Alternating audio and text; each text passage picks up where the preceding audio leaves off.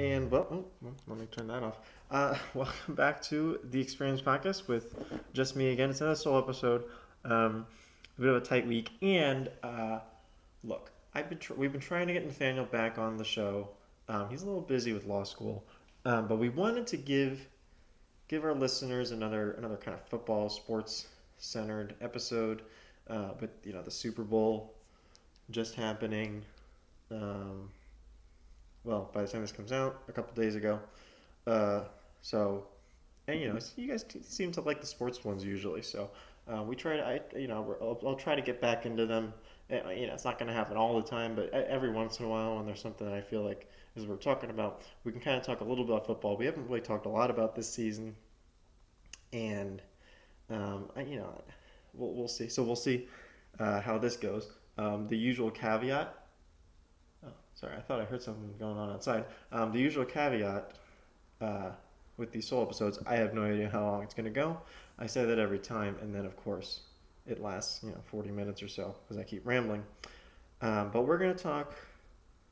We I mean me about the Super Bowl. I think is really. I mean, there's other sports going on, obviously, and maybe we'll do a little baseball when it comes out in a couple months because that's going to be interesting to get back into. I usually take like a pretty long. Well, I take the winter off. I don't. Uh, I'm not like a follow the sport 12 months of the year kind of thing. I like to have my own personal off season where I just kind of tune out a lot of the news and the notes and the things like that. So we've had other people come on and we've talked about baseball. That's fine. I generally know what's going on. I know the big stuff, but a lot of it, I mean, I can't keep track of like where every where Andrew Heaney is pitching this year. I don't know. So and for non-baseball fans, I don't even know who that is. So yeah, there you go. So we're gonna do football today. We're gonna talk about the big game, if you will. I don't know. I mean, I guess I'll have to name the episode accordingly. Um, so yeah, we're just gonna do a little recap here. I mean, I don't know how much to get into. I didn't take too many notes. The whole day, I was like, okay, let me write down some things, and then I never really got around to it. I have a little list with like three things on here, but let's talk about the non-football things first. Let's talk about the like everything around the game. I don't understand. Listen, I'm not. I would consider myself a moderate, maybe a mild Taylor Swift fan. Okay, I'm familiar with a lot of her songs, not all of them. I know the hits and some other kind of weird ones in between. But a lot of like her, especially her recent music.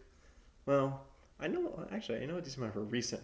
Maybe like anything from like 2016 to 2022. I have a weird gap in the middle there. Like I can't remember after Red. I don't remember which album. Anyway, yeah, I'm a moderate fan. I would say maybe mild. I'm not like we have Elizabeth as you guys know, as our resident Taylor Swift expert, but I don't I'm not that I don't know her that well, and I don't sound like I listen to her again. Elizabeth Clever Years, but I don't really listen to her regularly too, or really at all. I don't go out of my way, but I think she's a fine artist, and obviously she's been very successful, and she's great at what she does. You don't get to that point or to where she is, without that. But I don't understand. Look, do they show her a decent amount during these games, during the Chiefs games? But I don't understand these people who are just like throwing fits because they show someone on the screen. like I don't understand.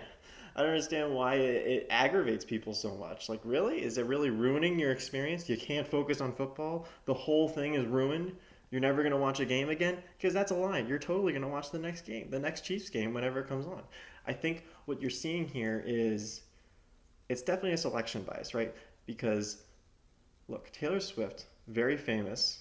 If any very famous person was dating a football player, they would get a lot of TV screen, but or TV time and screen time, right? But there really hasn't been, this sort of big international superstar on the level of Taylor Swift, who has been in a relationship with uh, a fairly a fairly well, I'll get to Travis Kelce in a second, but with let's just say with a football player, um, in forever, right? I mean, the closest maybe is like Giselle with Brady because she's kind of a pretty big model internationally, but I don't know how much of name household name value she has, especially not on the level of Taylor Swift. So I don't it's not like like if you take anyone else, wow, I'm trying to think like if Lady Gaga was dating um, George Kittle or something like that. That I mean she would also get a lot of screen time. So I don't know why it's this Taylor Swift hate. I mean it's crazy. People are hating on her for being in the stands cheering on a team. Like she's basically a fan, and you're hating on a fan. I don't know why it's such a big deal. And then yeah, okay, and then we'll get to the Travis Kelce of it all. She's not just dating any football player. I mean, look, Travis Kelce. I'm not saying like everyone's grandma knew who Travis Kelce was, but he's plays for the Chiefs, which have maybe the most famous football player in the league, or the best player at least is Patrick Mahomes, right? Um, which has made the Chiefs a fairly big team as far as what's it called, like ratings wise, right? The Chiefs play a lot of primetime games, and even when they don't play primetime games, when they're playing on Sunday afternoons, they're playing in the late window, which is sort of like like a mini primetime game, right? Because it's shown in most. They're playing in that like 4 o'clock or 4:30 window, or that's why I said late. Depending on which coast you're on, but um, depending on time zones. But the late half of the Sunday games, they're playing in that window, which Fox markets as America's Game of the Week, right? And they're showing it to the majority of households that are watching it. That's sort of like like I said, like a mini primetime game. But the point is, they're playing in a lot of high-profile games. You see the Chiefs a lot on TV, and so you're seeing her because her games are always they're always on Sunday night, Monday night, whenever. And the playoffs, right? That's three more games, or they played four games in the playoffs. That's four more times that you got to see her, right? If she were dating J.C. Horn, who's a corner for the Panthers, right? I just picked a random player. Brian Burke is probably too famous. J.C. Horn. She wouldn't get that screen time, right? The Panthers never play in prime. I'm sure. Okay, they probably play on Thursday nights. They probably had like one Monday game or something, just because of how the schedule works. But they don't get the same screen time, right? And then yeah, Travis Kelce, again, a player on the one of the most famous teams. Also, probably the second most recognizable player. Again, pre Taylor Swift, I'm talking. Pre Taylor Swift, Travis Kelce is probably the second most recognizable player on that team. Name recognition, I'm talking about like face, but even that face too. On that team, like I can't think of anyone else. Like, because Tyreek Hill's gone, so it's probably Kelce. I don't know how big of a name Chris Jones is. He's one of their best players, but I don't know if Chris Jones is really someone that the average, you think of an average person like my mom, I would consider very casual. I mean, she doesn't really watch football, but she kind of absorbs it through osmosis, just hanging out with, being with my dad who watches a lot, and then, I guess around me and my family, I guess. So she kind of just gets associated, but she knows who Travis Kelce is. I think she knew who he was before Taylor Swift, which is kind of the point. Again, she doesn't know who J.C. Horn is, or pick a random player. Uh, you know, I'm trying to think like Montez Sweat. If Taylor Swift were dating Montez Sweat on the Commanders or the Bears, either way. I mean, those are like historical franchises, but right now they don't have a huge market share or uh, I hate to use it, but like prestige right around it. Right, the Chiefs have now won what, 3 Super Bowls over the last few years. Someone do the math on that. But yeah, so that's the Taylor Swift. I spent 10 minutes here talking about Taylor Swift, and I didn't mean to, but it's just strange how people are so obsessed with it. And I just wanted to dive into like, there's a lot of confounding variables here. There's a lot that went, it was sort of like this, the stars aligned here again with like the famous, person with the famous singer or entertainment star with a very famous team and one of their most famous players. It's just kind of how it worked out.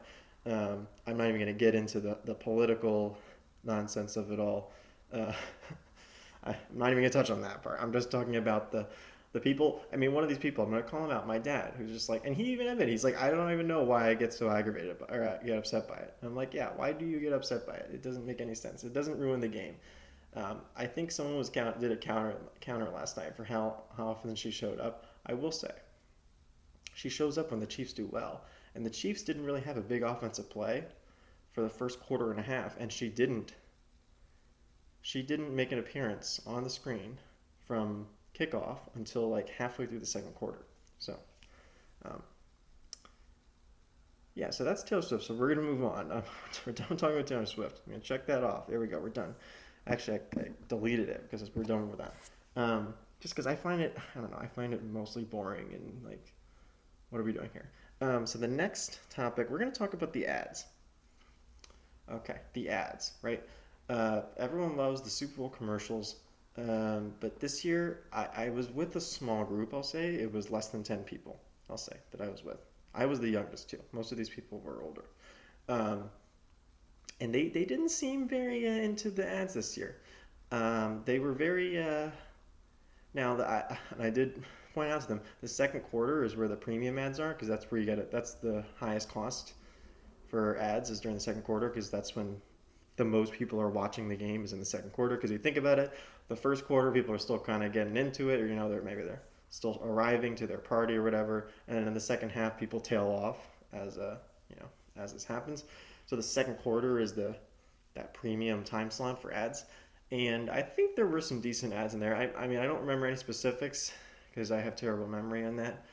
Um, but from what I gather, people were not very satisfied. I didn't notice too many trailers. I noticed there's like a Deadpool teaser for a trailer, basically saying watch the trailer online, which is an interesting way to do it. Um, Not too many movie trailers. A lot of I don't know, kind of generic ads, stuff that I feel like weren't really moving the needle. Um, there were some that people I was with, they were saying, I didn't get that one. I'm like, I didn't get it either.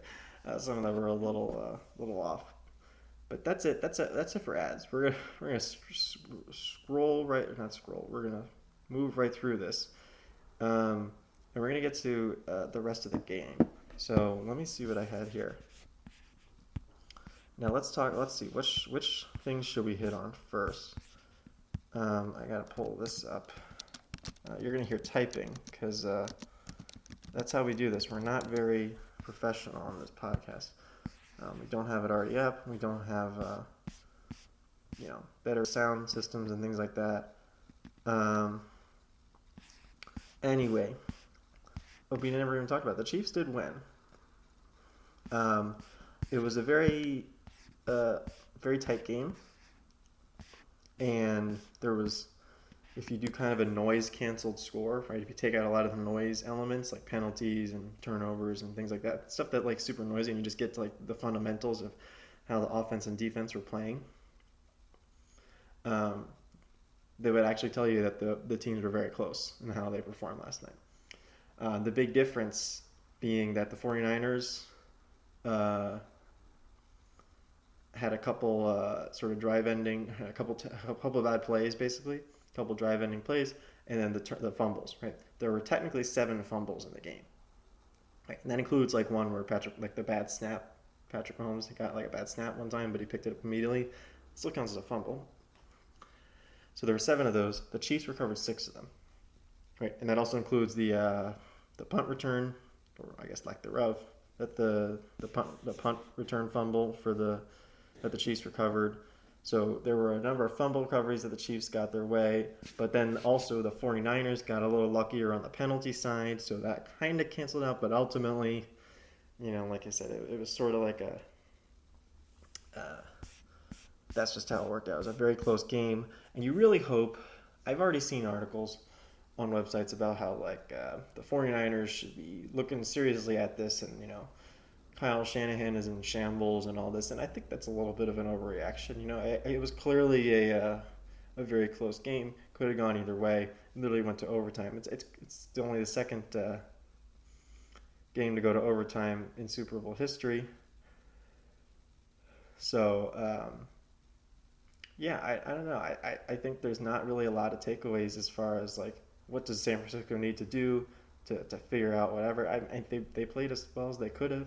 Um, there's a lot of like, why didn't they run the ball more? I heard that a lot. Um, and like, okay, so one of the narratives is that they came out in the, I want to say like the second half. They came out and ran the ball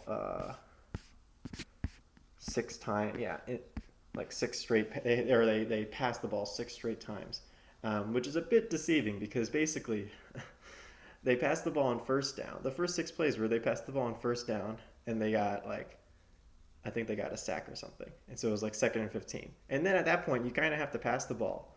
Um, on 2nd and long, you have to pass the ball. I mean, you don't have to, but you really should. And that series kind of ended. I think then they had like an incomplete pass, or maybe that one was one where yeah, then they had an incomplete pass, and then then it's 3rd and 15, and now you're still passing the ball. So it's 3 passes in a row, but like it's not like they chose not to run. It's not like they were abandoning the run there, like they had to pass. They were in passing situations, right? 1st and 10, you don't have to pass necessarily. You kind of should, but regardless, that wasn't necessarily abandoning the run thing. And then the next possession, 1st and 10, they ran a pass play, and that one I think is one where Purdy, was almost getting sacked and threw it to, was it McLeod or someone, and they lost a bunch of yards, and it went to 2nd and 18. I could be flipping these. That might have been the sack one, and the first one might have been the throw to McLeod for a loss. But regardless, basically they had 2 first down pass plays that went for negative yards. At that point, you're in 2nd and 15 or 2nd and 18, and those are basically obvious pass situations until you get to the next series of downs, and they couldn't convert. So saying that they ran 6 straight pass plays, and Romo mentioned this on the broadcast. Because I thought, and immediately I was like, wait a minute, what are you knocking them for? Like they ran, first of all, it's 6 plays. It's not like they only ran 6 plays. It's not like it's a huge sample we're talking about. If you want to talk about the whole second half, maybe we can talk about that. But just those 6 plays that start the second half is pretty wild to say, to make a claim about the philosophy change that they went to. But yeah, those were like basically they got in obvious pass situations in those 2 series. I don't know what you want to do. You want to run the ball on 2nd and 18? Like you might as well just punt there. Are you really trying to get a first down? So that's that part of the narrative. And then there's the other. The 49ers had a pretty high success rate on running plays. Let me double check their success rate. Let me get it for you. Let me get it for you guys. Yeah. Well, on early downs, they had a 48% success rate on running plays on early downs. Early downs being first and second down. Right, we're talking about early down running, I assume, is what the getting away from the running game thing is. So yeah, they had 48%, which is actually pretty good, right, overall.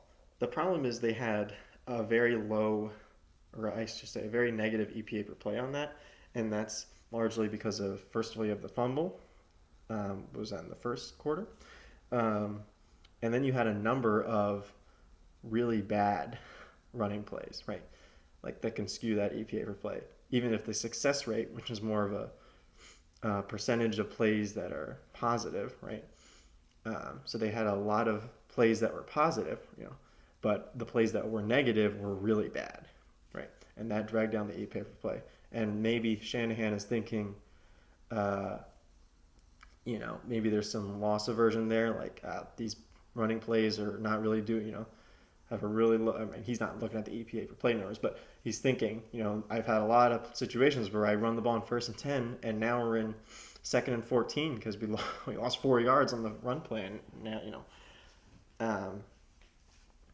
and obviously pass plays don't always gain negative, gain positive yards. You could lose. We had just talked about where they started 2 series with negative yards on first down on pass plays, but I don't know. I don't know that's. I'm not sure what they're getting at there. And then and their passing was fine. You know, Brock Purdy wasn't amazing, but he was good. He was plenty good enough to. He played well enough to win the game. Um, let's see. Do I have his? I don't know if I have his numbers here, but overall, he actually played pretty well, and the 49ers passing game was actually fairly good. You know, not great. I mean, they were going up against a great defense in the Chiefs, but they did well. You know, it wasn't terrible, right? They didn't lose the game because Brock Purdy didn't play well, I think is all I'm getting at. So that's that part of the game. There's some other things. I mean, I'm hitting weird things. I'm not doing like a recap. I'm just hitting things that I've kind of seen people talk about that I kind of want to address. So you have the overtime situation, and this is the first time with the new overtime rule, which is basically, new game. Each team gets the chance to possess the ball unless there's a defensive score on the first possession. So, if you get like a pick six, if the first team comes out and they throw a pick six, the game's over. So yeah, each team gets a chance to possess the ball. No matter what happens, right? No matter what the first team does. But if the game is tied after the second team has their possession, then it goes to a sudden death situation. So next scorer wins, right? So for example, if the first team kicks a field goal and then the second team scores a touchdown, game's over. And that's actually what happened in this case, right? Kansas City won on a touchdown. But if Kansas City had kicked a field goal, then the ball would have gone back to San Francisco, and then any score would have won the game, right? If San Francisco goes and they punt the ball, and then Kansas City gets the ball back and they score, then they win. So it's just whoever scores next wins. Which kind of brings up an interesting scenario, right? And in this case, we didn't get to see it play out, but it's basically, what do you do? Like, what is the best? Like, how does the decision making is a little more interesting, right? Whether to get the ball first or second, and then what to do on 2-point conversions. So, and there are kind of right answers here. As far as we'll address we'll come back to the first one, but the second one, 2-point conversions, right? If you get the ball first and you score a touchdown, you shouldn't go for a 2-point conversion, right? You really shouldn't. If you get the ball, because basically, this is a little complicated to think about.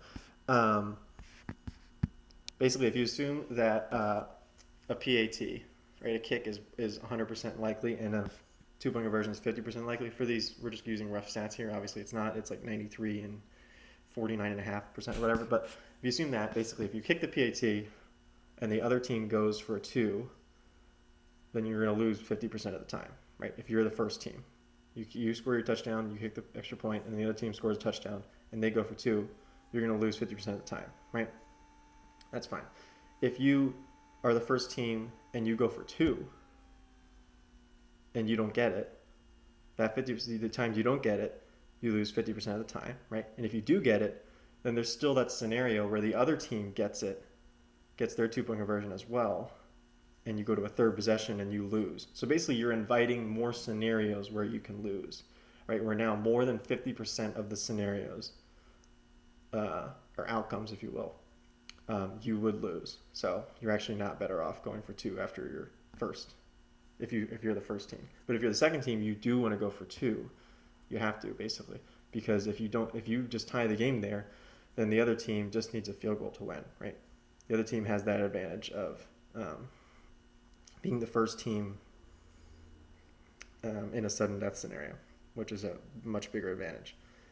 So you kind of have to go for a 2-point conversion there, because your likelihood of winning is less than 50% if you don't go for a 2-point conversion.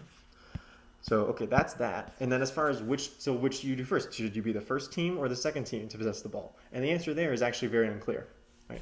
So Seth Walder of ESPN actually did a survey here of NFL staffers, analytics staffers. There's 10 votes. And basically, the vast majority, there's actually a interesting contention. So 10 people voted. 3 said lean first possession. So the options, I should just give you the options first. The options are strongly prefer first possession, lean first possession, 50-50, lean second possession, and then strongly prefer second possession. And this is in the scenario last night with the 49ers and Chiefs too, by the way, so keep that in mind. So 3 said lean first possession, 4 said about 50-50, and 3 said strongly prefers second possession. So there's not really a consensus here. These are from NFL analytics staffers, right, too. So these are people that are working for the NFL teams that would, be in the room helping these coaches make these decisions before the game when you talk about the scenarios that could come up in a game like this. Although, obviously this was the first time it ever happened.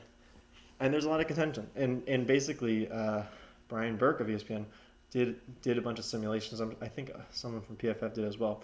Ran a bunch of simulations for what the optimal decision would be, and it's basically break even, right? It's basically break even as far as which team you should be, which team gives you the edge, whether having the ball first or having the ball second. It's basically break even, and the gist of it is the advantage of the second team getting the ball, knowing what you need to score, is not outweighed. Sorry, what's the word? Canceled out, I guess, by the advantage of the first team having that third possession, right? The third possession, that first sudden death possession. That those advantages basically cancel out. So,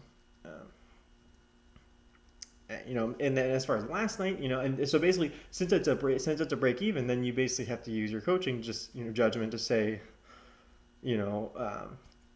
I think in that scenario, or in a scenario like that, you have to say, do I have a really good 2-point play, right? Because that's what it's going to kind of come down to. If you're the second team, because if you're the first team, you're not going to do a 2-point conversion.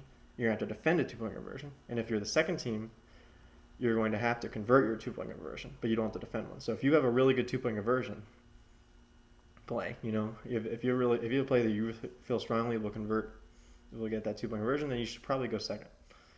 If you don't feel super confident about it, then it probably doesn't really matter. Or if you have some other reason, however you want, maybe your defense says, hey, we need a break right now. I mean, I don't know how much that influences, but maybe that could. Then maybe you want to possess the ball first. But I mean, yeah, again, it's at that point, it's really just coach's discretion. There really isn't an obvious quantitative answer, which actually makes it more interesting, right? Because a lot of like these 4th downs and 2-point conversion tries and things like that are like kind of solved, like they're solved problems. There's usually like a very clear answer, or at least there's even in those toss-up scenarios, we know what the coaches are going to do because they lean conservative in that case. But in this situation, it's kind of a brand new territory. It's something that we haven't seen before, and there's not really a clear answer on which decision is better, which makes it more interesting. So that's the overtime thing. The last thing I wanted to bring up, and we're gonna wrap it up soon here, guys. I promise. Trust me. I can't keep doing it. My throat's like my throat's kind of feeling a little weird. I don't know if I'm getting sick or something, or I was talking a lot last night. Let me tell you guys, I had a lot of great jokes last night. Okay, I can't repeat them here because I don't remember them. But let me just take my word for it. I was nailing it. Anyway, it's mostly just making fun of my dad. It's easy pickings. When you're with your parents for long enough, you know all the ins and outs. So, anyway, the last thing I wanted to bring up was the end of the first half.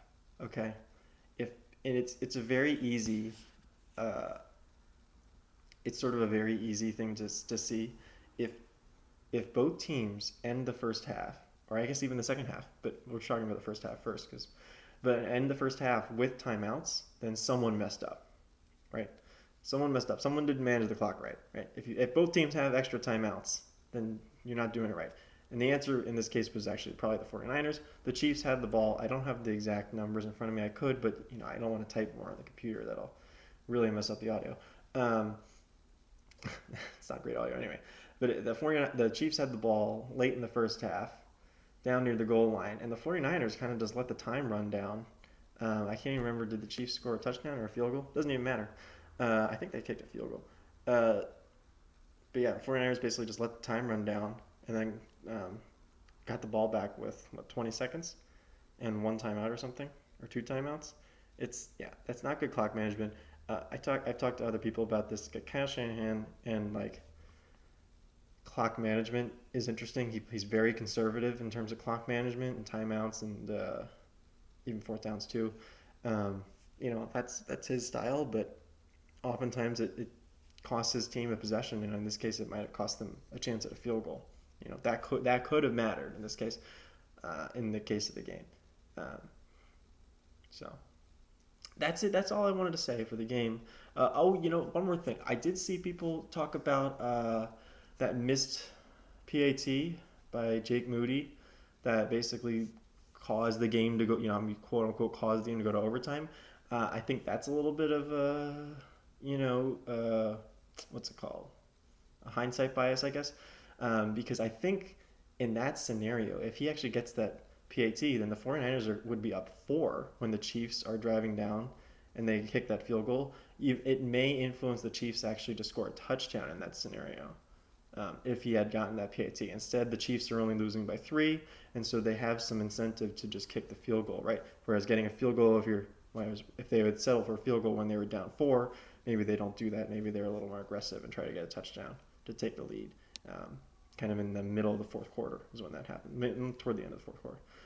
So just something else to keep in mind, right? It's not like you don't just add an extra point at the end of the game and say, well, look, you could have won.